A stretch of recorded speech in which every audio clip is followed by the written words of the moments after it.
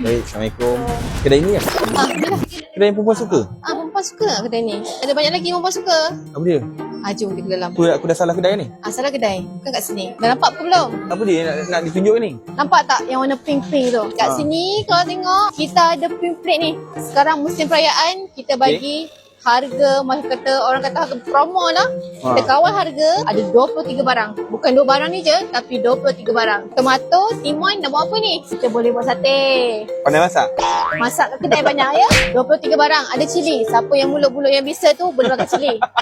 Yang ada Kacang kacang panjang ada. Rasa nak pendek kita potong, okey? Kita ada kubis bulat. Kobe lonjong tak? Tak kawal? Kobe lonjong tu bolehlah juga ada yang lonjong-lonjong ni. Tapi yang penting kubis. Kita bukan ada je barang kering, tapi kita ada barang basah. Pasal kita ada ikan tongkol, ikan kembung. Tak, kenapa kena pakai warna pink ni? Sebab kita nak kawal harga. Kita nak bezakan dengan harga barang-barang lain supaya customer kita tak confused. Salah ke kalau tak pakai ni? Kalau tak pakai pink plate, kita ada 3 kesalahan di musim perayaan ni. Tak ada pink plate, tak ada harga. Memang cari naas lah dengan kami. Ketiga, harga lebih daripada harga ditetapkan. Tapi macam mana dia orang nak tahu harga kawalan tu maksimum dia macam mana? Dekat media sosial kita dah bagi. Jadi, ada lagi satu berita.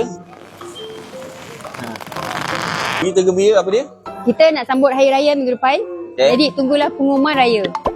Bukan. Apa yang KPDM buat? Macam biasalah dek, kalau muka akak keluar mestilah jualan ramah madani. Kita tak pernah relax tau buat jualan ramah. Ni nak raya, of course lah kita akan buat mantai raya. Okey, mantai Hari raya. tu kita dah buat mantai pastel girl. Kita buat mantai raya pula. Okey.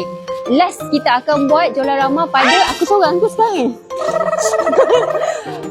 Apa aku cakap tadi?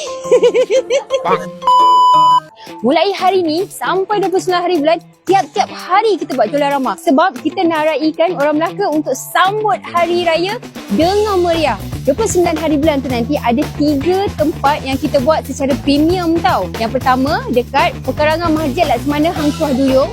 Yang kedua, Dataran Keris Alor Gajah. Dan yang ketiga, dekat Taman Seri Naning, Tabuh Naning. Selain daripada 3 tempat ni, secara premium, ada 4 tempat lagi yang kita buat pada 29 hari bulan. So, you all tengok jadual dekat muka biru KPDM Melaka. Datang guys!